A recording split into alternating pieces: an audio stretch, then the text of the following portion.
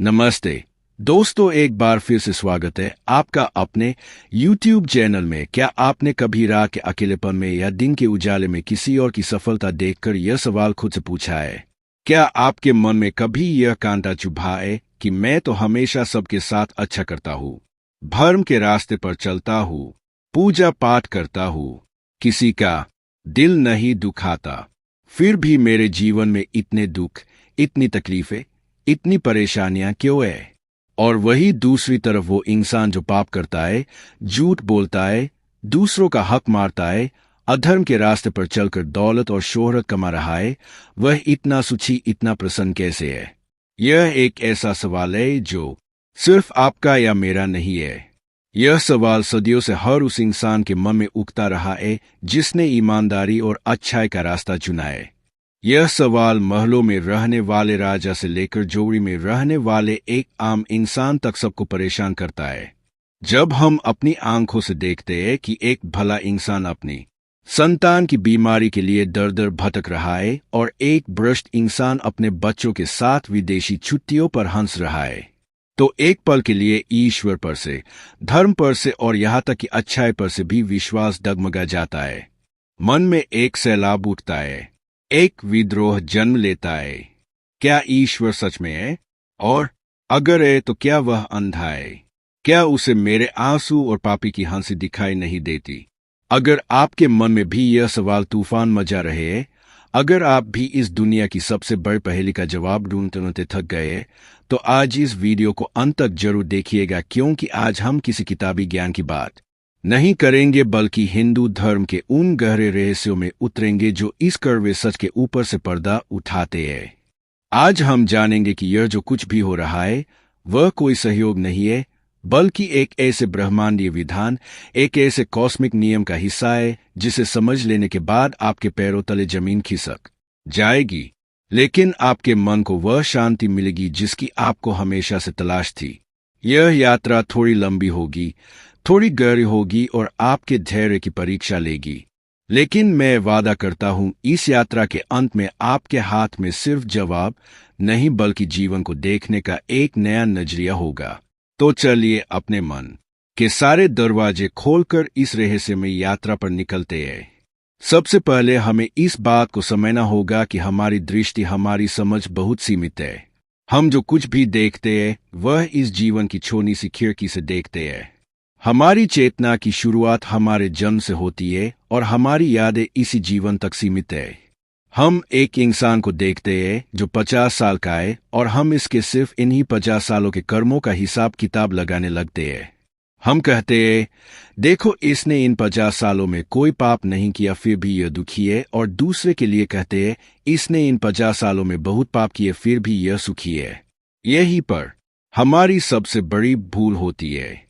हम एक विशाल अनंत काल तक चलने वाली फिल्म का सिर्फ एक छोटा सा सीन देखकर पूरी कहानी का अंदाजा लगाने की कोशिश कर रहे हैं। हिंदू धर्म हमें बताता है कि यह जीवन ना तो शुरुआत है और ना ही अंत। यह आत्मा की अनंत यात्रा की एक छोटी सी कड़ी मात्र है। हमारी आत्मा यानी हम अनगिनत जन्मों से यात्रा कर रहे हैं। कभी हम किसी योनि में थे, कभी किसी और में, कभी हम राजा थे, कभी रंग, कभी हम पुरुष थे, कभी स्त्री, और हर जन्म में हमने कुछ कर्म किए हैं, अच्छे भी और बुरे भी। अब यहीं से कर्म का वह रहस्यमय खेल शुरू होता है जो हमारी बुद्धि के परे है। कर्म का सिद्धांत सिर्फ इतना नहीं है कि जैसा करोगे वैसा भरोगे। यह बहुत गहरा और जटिल है। इसे समझने के लिए हमें कर्म के 3 प्रकारों को समझना होगा, और यहीं पर आपके सारे सवालों का जवाब छिपा है। पहला कर्म है संचित कर्म। इसे एक विशाल अनंत गोदाम की तरह समझिए। इस गोदाम में आपके हजारों लाखों जन्मों के हर छोटे बड़े कर्म का लेखा जोखा इकट्ठा है। आपने किसी जन्म में किसी की मदद की, वो पुण्य कर्म वहां जमा हो गया। आपने किसी दूसरे जन्म में किसी को धोखा दिया, वह पाप कर्म भी वहां जमा हो गया। यह एक ऐसा कॉस्मिक बैंक अकाउंट है जिसमें आपके हर विचार, हर शब्द और हर क्रिया का डेबिट और क्रेडिट होता रहता है। यह संचित कर्म का भंडार इतना विशाल है, इतना विशाल कि हम उसकी कल्पना भी नहीं कर सकते। दूसरा कर्म है प्रारब्ध कर्म। अब यहाँ से रहस्य और गहरा होता है। आपके उस विशाल गोदाम यानी संचित कर्म में से कर्म का एक छोटा सा हिस्सा इस जन्म में फल देने के लिए चुना जाता है। इसे ही प्रारब्ध कहते हैं। प्रारब्ध वह कर्म है जो पक चुका है और जिसका फल आपको इसी जन्म में भोगना ही पड़ेगा, चाहे आप कुछ भी कर ले। इसे एक तीर की तरह समझिए जो आगनु से निकल चुका है। अब उस तीर को रास्ते में रोका नहीं जा सकता, वह अपने लक्ष्य को दे देगा ही। आपका यह जीवन, आपका शरीर, आपके माता पिता, आपका परिवार, आपकी परिस्थितियां, यह सब आपके प्रारब्ध कर्म का ही नतीजा है। और तीसरा कर्म है क्रियमान कर्म। यह वह कर्म है जो आप अभी इस पल में इस जीवन में कर रहे हैं। आपके पास यह स्वतंत्रता है कि आप अच्छा कर्म करें या बुरा। आपके यह क्रियामान कर्म आपके संचित कर्म के गोदाम में जाकर जमा होते रहते हैं और भविष्य में किसी जन्म में प्रारब्ध बनकर आपके सामने आएंगे। अब चलिए अपनी उस मूल पहेली पर वापस लौटते हैं। वह अच्छा इंसान दुखी क्यों है? संभव है और हिंदू धर्म के अनुसार यह निश्चित है कि वह भला इंसान जो इस जन्म में पूजा पाठ कर रहा है, ईमानदारी से जी रहा है, वह अपने किसी पिछले जन्म के बुरे प्रारब्ध कर्म का फल भोग रहा है। हो सकता है पिछले किसी जन्म में उसने किसी को बहुत सताया हो, किसी का धन हड़पा हो और उस बुरे कर्म का फल अब प्रारब्ध बनकर इस जन्म में उसके सामने दुख और गरीबी के रूप में खड़ा है। उसका तीर पिछले जन्म में ही छूट चुका था जो इस जन्म में आकर उसे लग रहा है। और इस जन्म में वह जो अच्छाई कर रहा है, जो धर्म का पालन कर रहा है, वह उसके क्रियमान कर्म है। यह कर्म व्यर्थ नहीं जा रहे, यह उसके संचित कर्म के खाते में पुण्य बनकर जमा हो रहे। इसका फल उसे तुरंत शायद ना दिखे, लेकिन यह जमा पूंजी उसके भविष्य को सुरक्षित कर रही है। हो सकता है अगले ही जन्म में या इसी जीवन के अंतिम पड़ाव में यह एक सुखद प्रारब्ध बनकर उसके सामने आए। तो उस भले इंसान का दुख उसकी अच्छाई की वजह से नहीं है, उसका दुख उसके अतीत के कर्मों का नतीजा है और उसकी आज की अच्छाई उसके सुखद भविष्य का निर्माण कर रही है। अब उस पापी व्यक्ति का रहस्य समझिए जो सूची दिख रहा है। वह व्यक्ति जो इस जन्म में पाप कर रहा है, अधर्म के रास्ते पर है, वह दरअसल अपने किसी पिछले जन्म के प्रारब्ध कर्म का फल भोग रहा है। हो पिछले जन्म में उसने कोई बहुत बड़ा पुण्य किया हो, कोई यज्ञ किया हो, किसी संत की सेवा की हो या हजारों लोगों की मदद की हो। उस पुण्य का फल अब प्रारब्ध बनकर इस जन्म में उसे धन, दौलत, सफलता और सुख सुविधाओं के रूप में मिल रहा है। वह बस अपने पिछले जन्म के पुण्य की फिक्स्ड डिपॉजिट को तोड़कर खर्च कर रहा है। उसकी सफलता उसके इस जन्म के पापों की वजह से नहीं है, बल्कि पिछले जन्म के पुण्यों का नतीजा है। और इस जन्म में वह जो पाप कर रहा है, जो अधर्म कर रहा है, वह उसके क्रियमान कर्म है। वह अपने भविष्य की पूंजी को खर्च तो कर रहा है, लेकिन साथ ही साथ अपने संचित कर्म के खाते में भयंकर पाप भी जमा कर रहा है। वो एक ऐसा भयानक भविष्य अपने लिए तैयार कर रहा है जिसकी वह कल्पना भी नहीं कर सकता। हो सकता है अगले ही जन्म में उसे इसका भयानक परिणाम भुगतना पड़े या इसी जीवन के अंतिम समय में जब पुण्य का खाता खाली हो जाएगा तब पाप का खाता अपना असर दिखाना शुरू कर दे। आपने अक्सर देखा होगा कि बड़े बड़े पापी और अमीर लोगों का अंत बहुत बुरा होता है। उनकी संतानें बर्बाद हो जाती है, उन्हें ऐसी बीमारियां घेर लेती है जिनका कोई इलाज नहीं होता, या वह अपमान और ग्लानि में जीते हैं। ऐसा इसलिए होता है क्योंकि उनके पुण्य का प्रारब्ध समाप्त हो चुका होता है और पाप का प्रारब्ध अपना असर दिखाना शुरू कर देता है। तो पापी का सुख उसके पाप का इनाम नहीं बल्कि उसके अतीत के पुण्य का फल है, और उसका आज का पाप उसके भयानक भविष्य की नींव रख रहा है। इस पूरे ब्रह्मांडीय विधान को एक किसान के उदाहरण से समझिए। एक किसान है जो इस साल अपने खेत में आम के पेड़ लगा रहा है, बहुत मेहनत कर रहा है, लेकिन उसके खेत में जगह जगह कांटे उग रहे हैं और उसे चुभ रहे हैं, उसे तकलीफ दे रहे हैं। वह परेशान है कि मैं तो आम लगा रहा हूं, फिर यह कांटे कहां से आ रहे हैं। असल में यह उसने पिछले साल बोए थे। पिछले साल उसने बबूल का बीज बोया था जिसका फल अब उसे कांटों के रूप में मिल रहा है। और आज वह जो आम के पेड़ लगा रहा है, उसकी मेहनत व्यर्थ नहीं जाएगी। आने वाले सालों में उसे मीठे आम खाने को मिलेंगे। यह भला इंसान वही किसान है, वही एक दूसरा किसान है जो अपने खेत में बड़े आराम से बैठकर मीठे आम खा रहा है, लेकिन साथ ही साथ वह आलस में या द्वेष में पूरे खेत में बबूल और जहरीले पौधों के बीज बोता जा रहा है। बाहर से देखने वाले को लग रहा है कि यह कितना सुखी है, आराम से आम खा रहा है, लेकिन वो जो आम खा रहा है वो उसने पिछले साल लगाए थे, और आज वह जो जहरीले बीज बो रहा है उसका भयानक परिणाम उसे भविष्य में भुगतना ही पड़ेगा, जब उसके पूरे खेत में सिर्फ कांटे और जहर होगा। यह पापी इंसान वही दूसरा किसान है। इस रहस्य को समझ लेने के बाद हमारे मन में एक और गहरा सवाल उठता है, क्या सुख का मतलब सिर्फ पैसा, गाड़ी और बंगला है, और क्या दुख का मतलब सिर्फ गरीबी और बीमारी है? यहीं पर हमें सुख और दुख की परिभाषा को फिर से समझना होगा। हिंदू धर्म हमें सिखाता है कि जिसे हम सुख समझते हैं वह असल में सुख नहीं सुविधा है, और जिसे हम दुख समझते हैं वह असल में कष्ट है। सच्चा सुख और सच्चा दुख बाहरी नहीं आंतरिक होता है।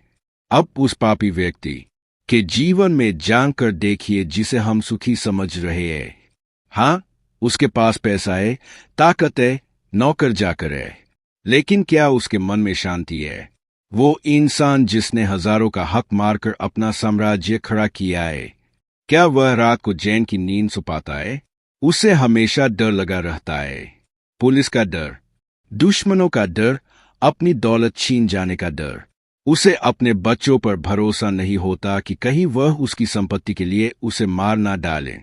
उसकी हंसी खोखली होती है, उसकी पार्टियां सिर्फ एक दिखावा होती है। वह बाहर से सुखी दिखता है, पर अंदर ही अंदर ग्लानि, भय और अशांति की आग में जल रहा होता है। यह सुख नहीं, यह एक मृग तृष्णा है, एक धोखा है। इसे भौतिक सुख या प्रेयस कहते हैं, जो क्षणिक होता है और अंत में दुख ही देता है। अब उस भले इंसान के जीवन को देखिए जिसे हम दुखी कह रहे हैं। हाँ, उसके पास शायद पैसे की कमी है, शरीर में कोई रोग है, कष्ट है, लेकिन जब वह रात को सोता है तो उसे गहरी और शांत नींद आती है। उसका ज़मीर साफ है, उसे किसी का डर नहीं है। उसके चेहरे पर गरीबी की लकीरें हो सकती है, पर उसकी आंखों में एक अजीब सी शांति और संतोष का भाव होता है। उसके बच्चे शायद अच्छे स्कूलों में ना पढ़ते हो, पर वो उनसे निस्वार्थ प्रेम करता है और उसे भी वैसा ही प्रेम मिलता है। उसका दुख बाहरी है, शारीरिक है, लेकिन उसकी आत्मा शांत है। वह जिस अवस्था में है उसे आत्मिक शांति या श्रेयस कहते हैं, जो कठिनाइयों के बीच भी इंसान को मजबूत और स्थिर बनाए रखती है। श्रीमद् भगवद गीता में भगवान श्री कृष्ण कहते हैं, मात्रा स्पर्शस्तु कौन्तेय शीतोष्ण सुख दुख दाह आगम अपाइनो अनित्यताम स्थितिस भारत, अर्थात है कुंती पुत्र सर्दी गर्मी और सुख दुख देने वाले इंद्रिय और विषयों के संयोग तो उत्पत्ति विनाशील और अनित्य है, इसलिए है भारत तू उनको सहन कर। भगवान हमें यही समझा रहे हैं कि यह बाहरी सुख और दुख तो मौसम की तरह है, आते जाते रहते हैं। असली चीज है तुम्हारी आंतरिक स्थिरता। वो पापी व्यक्ति इन आते जाते बादलों को ही सच मानकर फंसा हुआ है, जबकि वह धर्मात्मा व्यक्ति इन बादलों के पार उस नीले आकाश को देख पा रहा है जो हमेशा शांत और स्थिर रहता है। तो क्या इसका मतलब यह है कि हम हाथ पर हाथ धर कर बैठ जाए और सब कुछ प्रारब्ध पर छोड़ दे कि जो होना है होकर रहेगा? नहीं, बिल्कुल नहीं। यही पर क्रियामान कर्म की ताकत सामने आती है।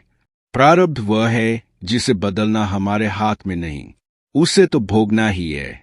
लेकिन उस प्रारब्ध को भोगते हुए हमारी प्रतिक्रिया क्या होती है, यही से हमारा भविष्य तय होता है। उदाहरण के लिए, प्रारब्ध के कारण आपके जीवन में एक बहुत बड़ी आर्थिक समस्या आई। अब आपके पास दो रास्ते हैं। एक रास्ता है कि आप उस समस्या से परेशान होकर ईश्वर को कोसते हुए धर्म का मार्ग छोड़कर चोरी, बेईमानी या गलत काम करने लगे। अगर आप ऐसा करते हैं तो आप अपने प्रारब्ध को भोग तो रहे हैं, लेकिन साथ ही साथ एक नया बुरा क्रियमान कर्म बना रहे हैं जो आपके भविष्य को और अंधकार में कर देगा। दूसरा रास्ता है कि आप उस समस्या को अपने प्रारब्ध का फल समझकर स्वीकार करें। आप धैर्य रखें, ईश्वर पर विश्वास रखें और धर्म और ईमानदारी का मार्ग न छोड़ते हुए उस समस्या से निकलने का पुरुषार्थ करें, मेहनत करें। अगर आप ऐसा करते हैं तो आप अपने प्रारब्ध का ऋण तो चुका ही रहे हैं, लेकिन साथ ही साथ एक बहुत शक्तिशाली पुण्य क्रियमान कर्म बना रहे हैं। यह दुख, यह तकलीफ आपके पाप कर्मों को जलाकर भस्म कर रही है। जैसे आग में तपकर सोना और शुद्ध हो जाता है, वैसे ही दुख की इस अग्नि में तपकर आपकी आत्मा और निर्मल और शक्तिशाली हो जाती है। तो दुख और कष्ट हमारे दुश्मन नहीं है, वह तो एक शोधन प्रक्रिया है, एक क्लीनिंग प्रोसेस है। वह हमारे संचित पाप कर्मों के बोझ को हल्का करने के लिए आते हैं। जो धर्मात्मा पुरुष इस रहस्य को जानता है, वह दुख में घबराता नहीं। वह उसे ईश्वर का प्रसाद समझकर स्वीकार करता है और अपने धर्म के पथ पर और मजबूती से आगे बढ़ता है। और वह पापी व्यक्ति जो सुख भोग रहा है, वह असल में एक बहुत बड़े धोखे में है। वह अपने पुण्यों को पेट्रोल की तरह जलाकर खत्म कर रहा है और पाप की टंकी को भरता जा रहा है। जिस दिन पुण्य का पेट्रोल खत्म